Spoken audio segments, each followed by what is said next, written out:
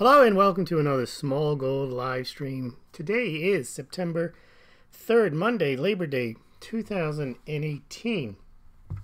And the topic of tonight's show is the best August American Silver Eagle sales since 2015. We're going to go through the numbers. I've prepared a few charts for you to take a look at. Tomorrow they'll be up on the Smaulgld website, but we can at least take a look at them online together tonight.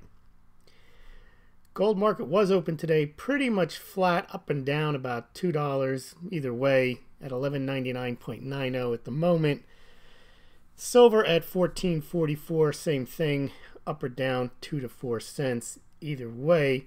Cryptocurrencies up and down today, but pretty much flat for Bitcoin. Bitcoin was over 7,300. It's back down to 72.58 at the moment on Coinbase. Bitcoin Cash down 4% at 627 over the last 24 hours.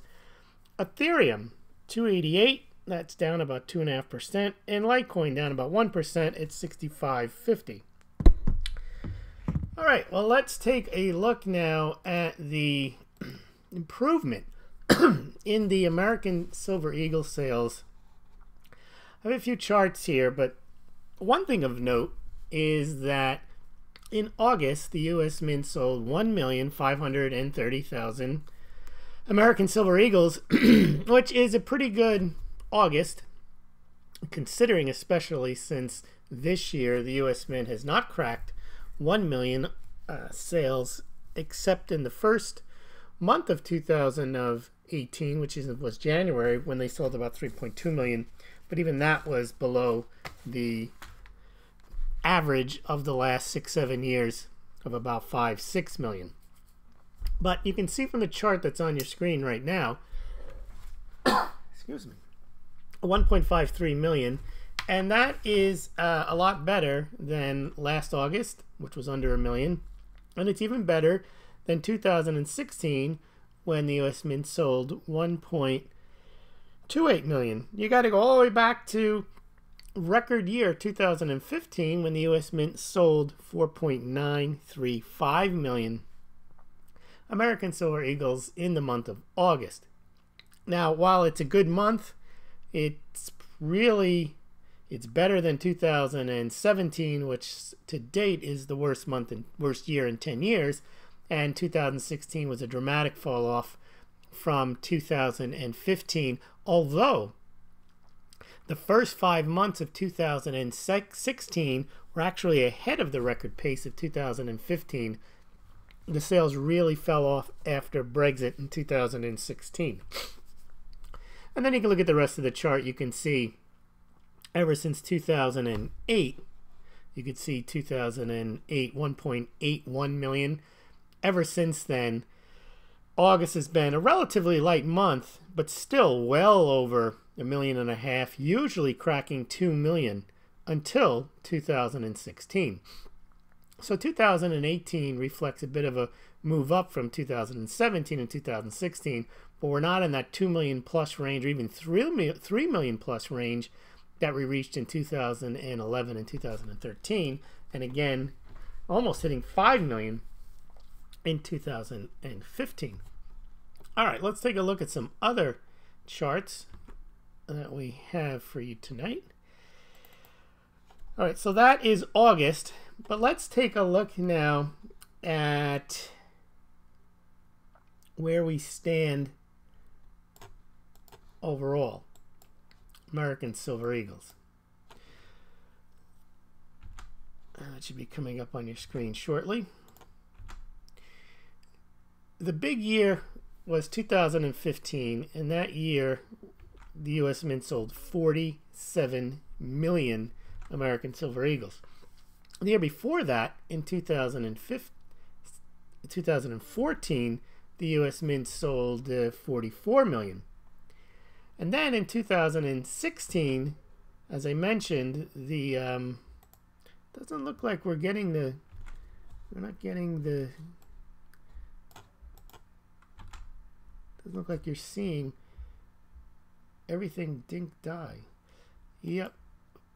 We're not getting the change in the images showing on the screen. I'm putting up the American Silver Eagle sales from 1986 to 2018, but it looks like, let me know if I'm incorrect, that you're only seeing the August. Oh, there they go. All right, let's go back now. You see 47 million. That was the top year. That was 2015. Silver was cheap that year. Got as low as under 13. No, the Hidden Secrets of Money, Carl, that came out much earlier, 2013, I believe. But you can see 2015 was the big year, 47 million. Topped the 2014, 44 million. 2013 was about 42 million.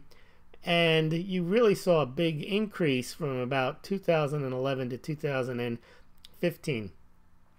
Gold sales were stronger from 2009 to 2011 than silver. We're going to show you the silver to gold sales ratio in a second.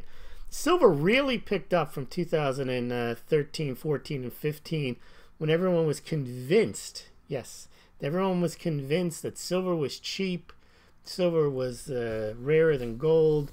It was cheaper than it was the gold silver ratio was low. It was too high, and you had to get into silver between 2013 and 2015. And you could see those really, really big sales. And as the price dropped, people kept thinking this is the biggest bargain on the planet. It went from 30 to 25 to 20 to 15, all the way down to 12, and people were buying hand over fist as that happened. And then it started again in 2016, but it did fall to 37.7 by the end of the year. But it was on pace to do about 60 million the first 5 months. And then you can see, boom, 2017 last year, just 18 million sold. And then so far this year, just 9.237 million. That is it's behind last year's pace by 40%. So this year, if we're lucky, you've got 4 months left, we might get to 12, 13, 14 million, unless the sales continue at the relatively brisk pace that we saw in August. August was a pretty big month at 1.5 million. But let's take a look at another chart. I'll show you what I'm talking about with the American Silver Eagle to gold sales. Now, when the American Silver Eagle first came out and the American Gold Eagle came out, they came out at the same time in 1986. And the big winner, the big sales winner was the Gold Eagle. Americans had not seen gold minted by the U.S. Mint since 1933. Americans weren't even allowed to hold gold until 1975. So the introduction of a gold eagle was a big deal. Silver coins had been in circulation up until, or been minted until the mid-60s, and they remained in circulation, especially the silver half dollars and the 40% silver half dollars, well into the 70s. And they had minted silver proofs. There were some silver coins around. In 1982, they minted, I think, Washington commemoratives. So people were not clamoring for the silver as they were for the gold. And when the chart finally gets around to coming up on your screen, you're going to see it really wasn't until the financial crisis that the U.S. Mint really started seeing a big increase in, on a relative basis, Silver Eagle. So when you see when the Silver Eagle and the Gold Eagle came out, they only sold less than 4 to 1 Silver Eagles to Gold Eagles. They would sell 5, 7, 8, 10 million Silver Eagles, but then they'd also sell 1, 2, 3 million, 1 or 2 million American Gold Eagles. And if you look at the first year, it was 3.89.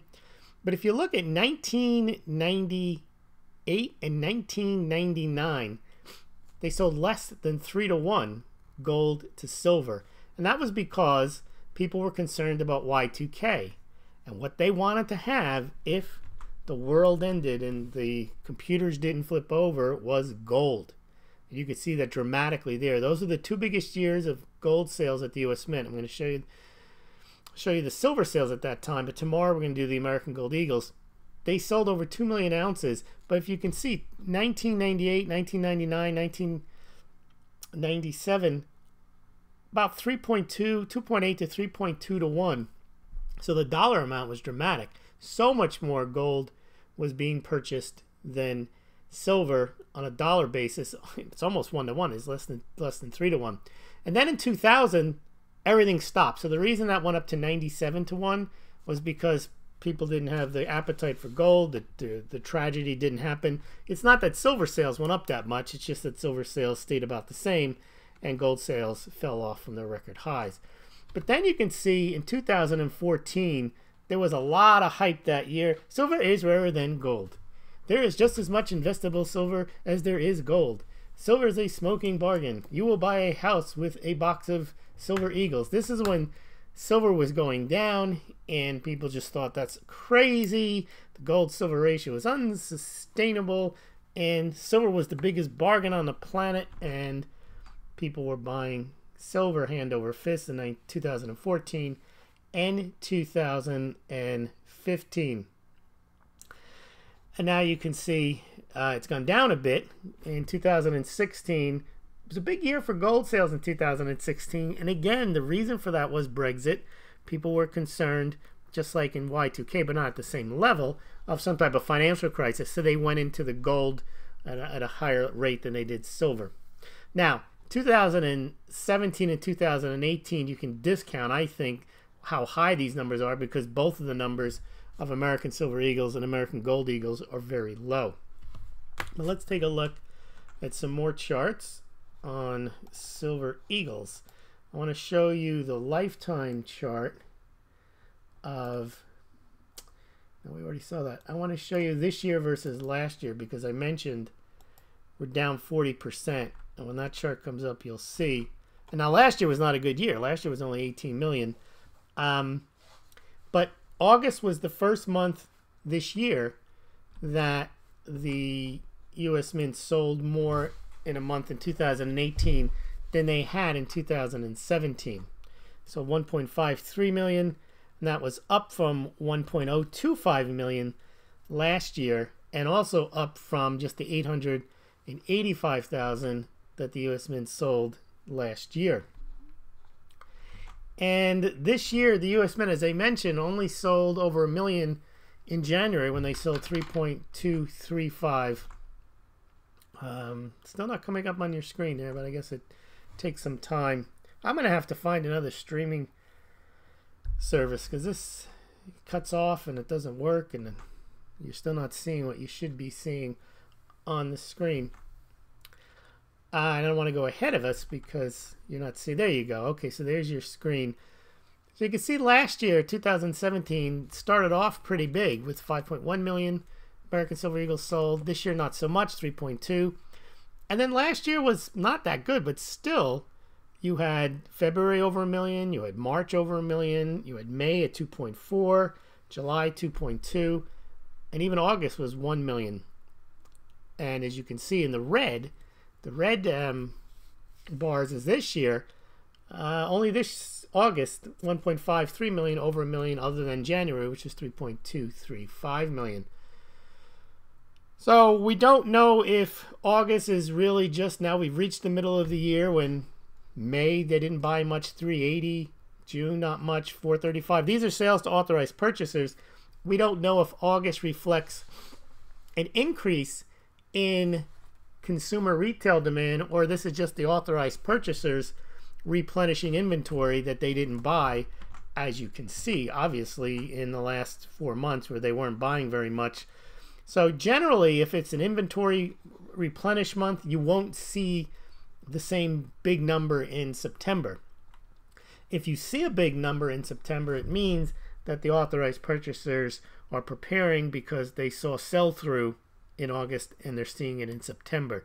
So we don't know if this 153 number, best August in a few years, reflects an increase in retail sales or just authorized purchasers restocking inventory, or authorized purchasers preparing more inventory because they see sell-through. So we won't know. I will track it again next month. We'll revisit it.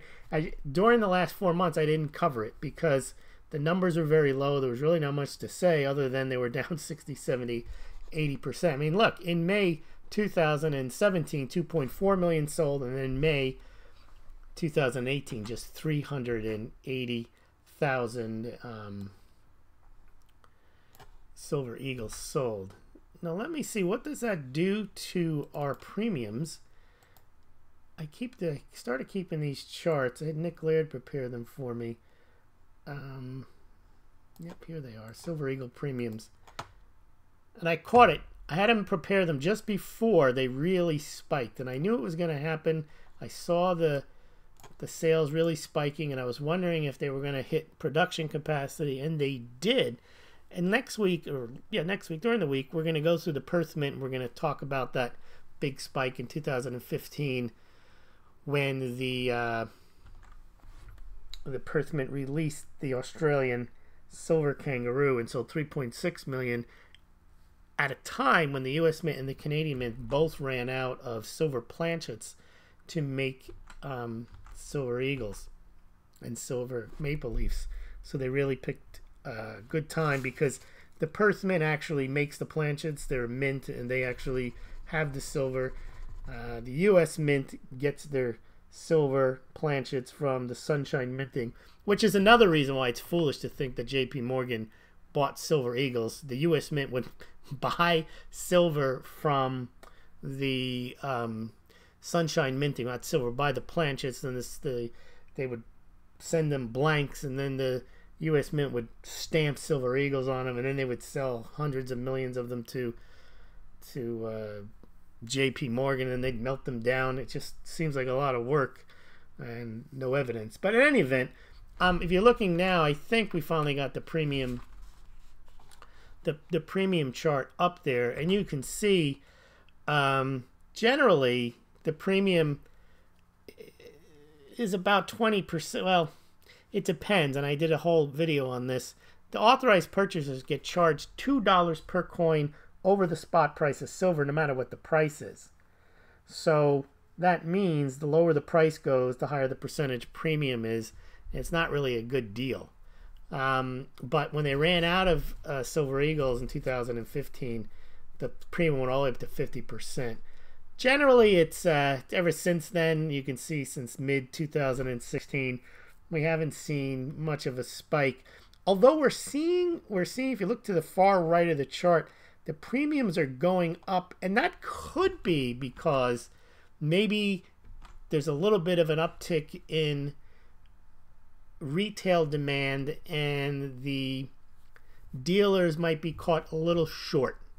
And what do I mean by that? Well, we saw at the beginning, during this year has been a year where the dealers have been selling pre-2018 coins, because they can buy, or had been able to buy, older American silver eagles resold to them or sold back to them for less than $2 over spot.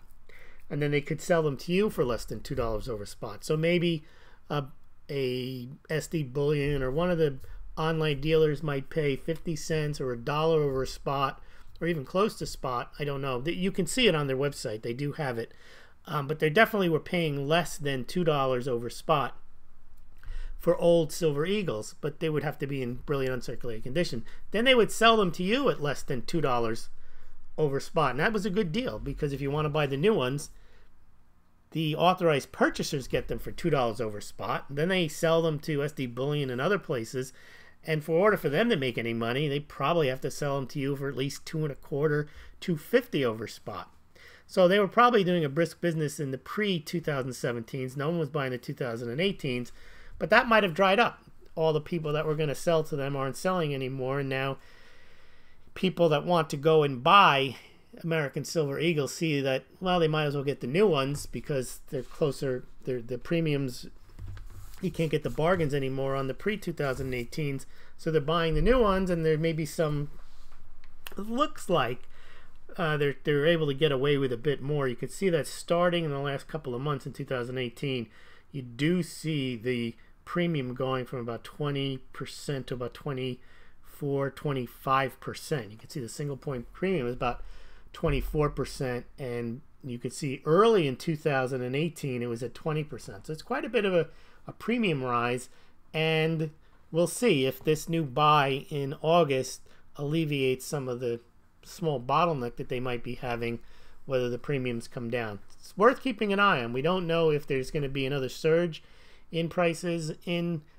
sales of Silver Eagles, and maybe the U.S. Mint gets caught off guard because they've projected not to make as many, maybe not to order as many blanks from Sunshine Minting and the two other private mints that they order from, and they could get caught flat-footed like they did in 2015, and that's why that premium went really high, because you couldn't get Silver Eagles; they were sold out. And if it wasn't for the Perth Mint, the premiums might even have gone higher, because people did shift some of their demand over to the Perth Mint. But you can see it didn't last long. People were saying silver shortage. It wasn't a silver shortage. It was a planchet shortage. There wasn't enough silver in the form of rounds in order to make them into Silver Eagles or blanks. Just like when you run out of hamburgers, that doesn't mean there's a beef shortage. It means there's not enough burgers in form for you to slap them into buns and eat them. It doesn't mean there's no beef. It could mean that, but this was clearly a case where there wasn't a silver shortage, but of course the pumpers were out there, silver shortage and whatever else they were saying. All right, I think that's it for the charts. I'll have more charts in the week. I made a lot of charts today. I did have some time, spent some time making charts on the Perth Mint Gold, Perth Mint Silver, American Gold Buffalo, American Gold Eagles, and then I have some combined charts comparing the two mints. But I think that's it for our charts for tonight. Let me just see. I think you've seen it all. Yep, that's it for the American Silver Eagle update. Let's see if we've got any questions. If you want to buy American Silver Eagles, not investment advice, but you can buy them through the Smaulgld site. We have affiliate links from SD Bullion, Money Metals Exchange, and Golden Eagle Coin. And if you do buy through the Smaulgld link, Smaulgld gets a small commission. It's a way of helping out the site. And you can compare pricing and shipping. You don't pay any more, any less than if you visited the sites directly. So if you're interested, please check that out. And let's see what questions we got today. And then we'll be back again tomorrow night. Every night we're on at 8 o'clock Eastern Standard Time. Hello, mate. Good day. Carl Joseph DeMarco. Didn't Mike Maloney's Hidden Secrets of Money come out in 2015? It definitely was then or before. I think it was before. Everything is True Blue and Dinky D. That would have gotten people buying desperately. Yeah, what about Gold's Game Changer last year? That's been a year now, when he called me out and said, comments say that this is nonsense and that there's gonna be a gold back yuan, and he pulls out the Nikkei Asian Review, Gold's Game Changer. Never happened. All right, I bought a silver 1 kilogram bar at $800 a couple of years ago. Ratio 80 to 1, now 687 each. Store of value.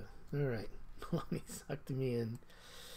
In Canadian dollars, you can buy new maples at $22.34, says Canadian Metals, and American Eagles at $23.41, but almost 100% will not be current year for the latter. Yeah, and that's the question, is whether there's still a large inventory of the older Canadian maple leafs and silver maple leafs. That takes some of the pressure off the newer version of the maple leafs and the Silver Eagles. All right, 1 ounce silver coin buy is $24.76. Sell $19.29. Spread is too big. You see, that's a lot of people don't realize about Silver Eagles, is there is a big spread, because you're talking about you generally, if you're buying a new coin, you're going to pay $2.40, $2.50, maybe $3 over spot. And when you go to sell it, you might get $1 over spot. You might just get spot. So you have to consider that. I think when the price of silver is low, the premium on American Silver Eagles isn't worth it, because it ends up as a percentage basis. So if the price of silver is $15 and you have to pay $18, that's a 16% premium. And the price has to go up even more than 16% for you to make your money back, because you're not going to get a $3 premium when you sell it.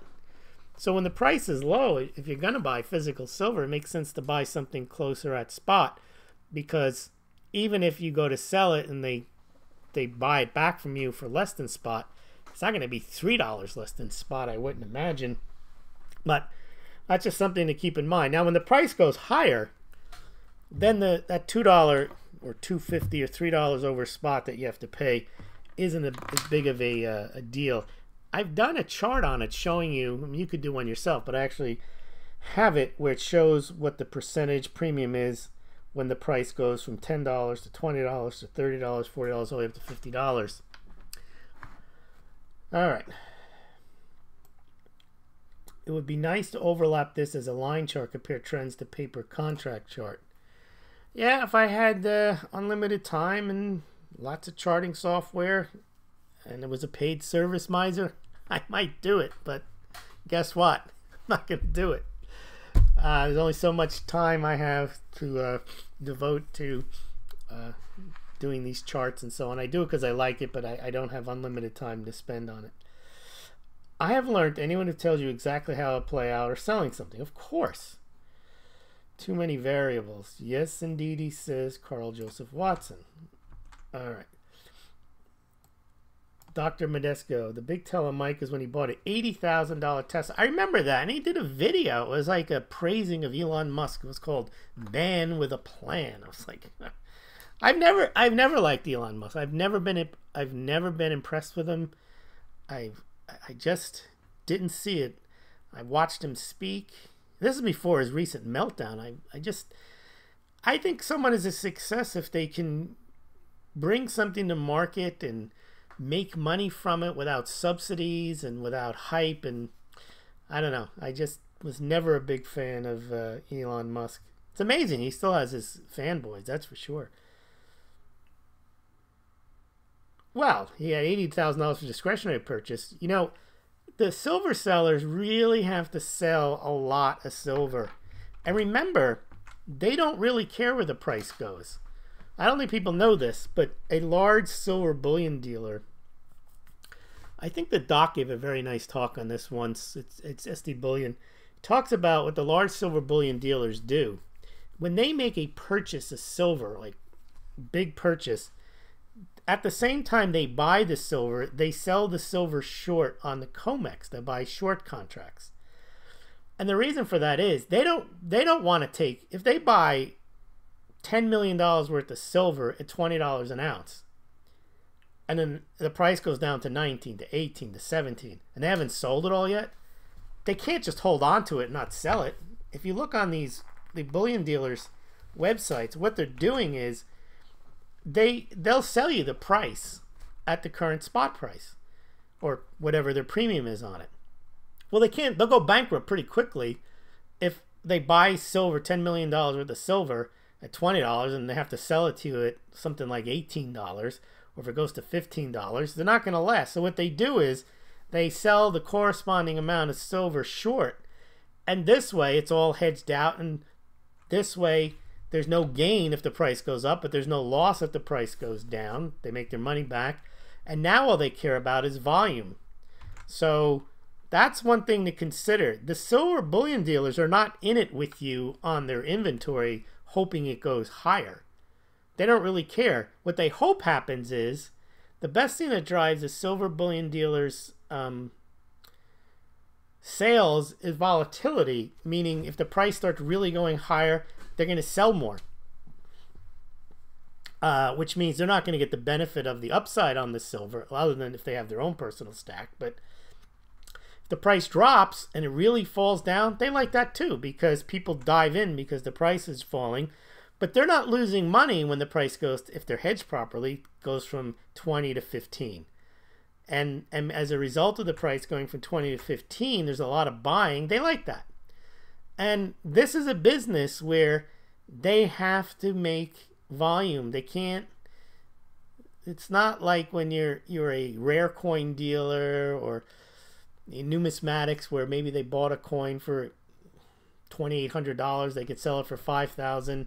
That's how they make their money. No, they don't. They make it on volume, so they really have to have, and the margins are they're razor thin. They don't make much money. They have to, and unless the only way they can make money is they have to churn volume. So, all right. Carl Joseph DeMark, for learning the system, Mike is good. For how it will play out, might be right, he might be wrong. Well, if you go back to 2010 and 11 videos, he said this would be the greatest wealth transfer decade in history, and I don't know. I mean, the problem with projections and futures is you can make one mistake on an assumption. There's no way you can project. No one can 10 years in advance. The problem is when people make confident projections and they've got all the data, it sounds compelling. But one of the things is when you go in that direction, you need to keep updating your model, because if the model is wrong, you can't just say, well, the markets will figure this out. No, maybe the markets already figured it out that they're not going in the direction where you think they're going. So that's why I don't make projections. I try to, at best, see what a trend might be forming, and that's about as far as I can get with it. I don't even know if I do see a trend forming, and even I can confirm a trend in the economy or in a market, doesn't even necessarily mean that'll convert itself into a price move. So I don't know. I can only look at trends. Just look at silver, says Dr. Mendesco, Esquire. Between 1980 and 2000, that's the big wake-up chart. Doldrums for 2 decades while the stock market is rocking up. Well, that's what we've had the last 7 or 8 years, too. We have seen it all, says mate. That is all you need to know. Yeah, a lot of that going on. A lot of people. Central banks are buying gold. That is all you need to know. The big money is now buying gold. That is all you need to know. Silver is rarer than gold. That is all you need to know. JP Morgan is buying silver. That is all you need to know. Yeah, you guys know that's bad logic. Miser noted when it's to sell is tougher decision when it skyrockets next. Now, historically, you've seen this from the other night. If you've not, go back and look at the charts. Silver does have its spike and dive moments. Historically, you can't count on a silver spike lasting more than a few weeks, and that's clear. And it's almost like the last 3 times, 4 times it happened in the last 100 years, it went away as fast as it came. That doesn't mean it's going to happen again, but it's amazing to look at those charts. 1980, 2011, 1967, and 2014, 15, up and then pew, straight back down. Yeah. Okay, Dr. Medesco, Esquire, replenishment shortage. It's like when YKK went on strike, they produced 80% of the world's zippers. When I was a kid, I always wondered why zippers said YKK on. I don't even know about that one. That's an interesting one. Even silver futurists went after Maloney, and silver futurist kind of way. Chamomile tea, not the point of entry, end of a fire exit. I don't know what that means.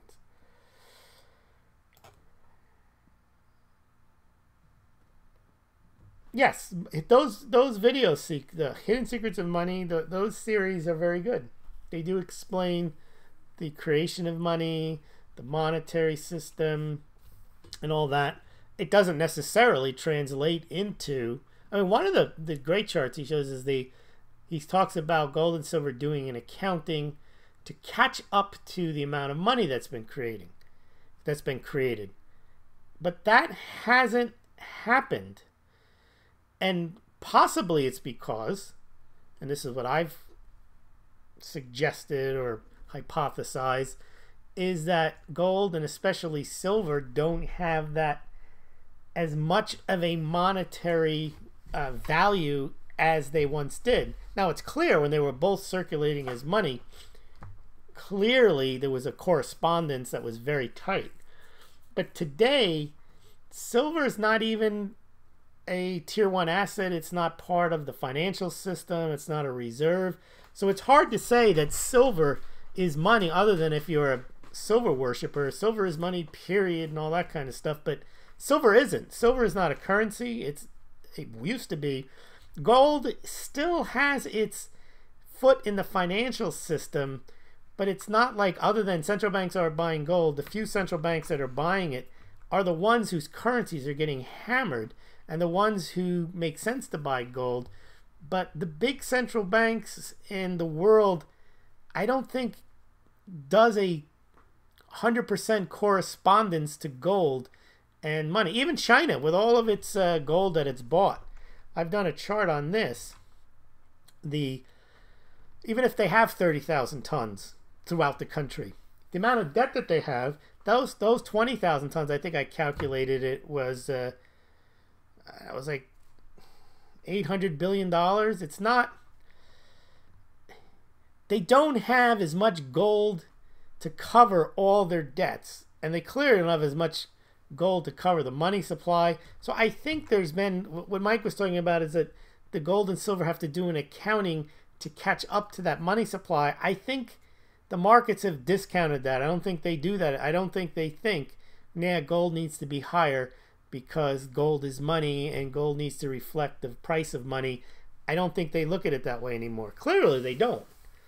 I think they would again, and Mike may be proven right, if there is some type of financial crisis in the whole system. Well, then you might get to a point where you say, well, wait a minute, this is a Ponzi scheme. So it's always possible that could come to fruition. And then is gold a safe haven anymore? Is silver? What happens to cryptos? Do they become what people move into? I do think there's a dilution in the monetary value of gold and silver. I think that explains a good portion of it. Or it could just be people have diluted themselves so far into the fiat system, and maybe it'll all come roaring back. All right. Now, has anyone else noticed that Max Keiser seems to distance himself from Rickards and Maloney, or perhaps vice versa? Is that due to Max's embrace of crypto? Well, one thing is clear. Max has embraced crypto and has ditched, remember he did JP Morgan crash, JP Morgan buy silver. He has gone all in on crypto. He's had debates with Peter Schiff, who's all in on gold, and I think he's not a big fan. He was never a big fan of Rickards anyway. I saw one video, I guess they were only friendly professionally when they were both gold bugs, but there's one interview he does where I think Max is a big 9/11 conspiracy theorist, and Rickards is totally against that. He thinks it's nonsense, and I saw an interview with him where Max was questioning him about 9/11, and Rickards was saying that's nonsense. So I don't know if I don't know the relationships between these people. I think when they get together and they agree on something, they'll agree on it. But Max is a different kettle of fish. Max wants to blow up the system. That's what he says. You know, he wanted to crash JP Morgan with silver. Now he thinks that the cryptos will do it. I don't think Jim Rickards is an anarchist and wants to blow up the system. And Mike is I think is a libertarian, and I think he likes silver and gold, and he also likes crypto, so he's probably a bridge between the two. All right. Dr. Modesto Escobar, Japan shows you can kick the can down the road indefinitely, or at least for a long time, that's for sure. I mean, it's 30, 40 years. Mate, technology makes it less expensive to get out of the ground, hence price will be lower than the past. That's possible. Depends on what the demand is.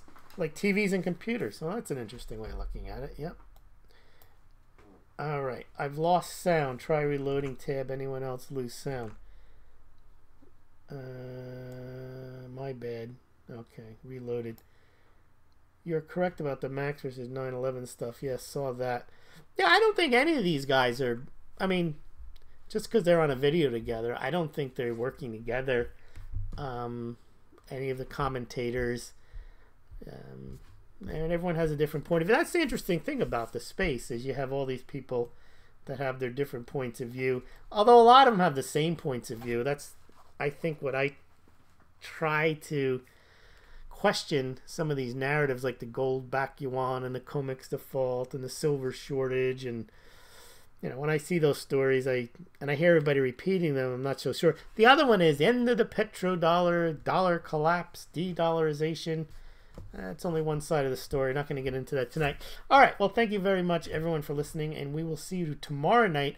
And I have Kazakhstan numbers as well. Kazakhstan still adding a lot of gold to reserves. Central banks are buying gold. No, Kazakhstan is buying gold. They know what is up. We will see you tomorrow.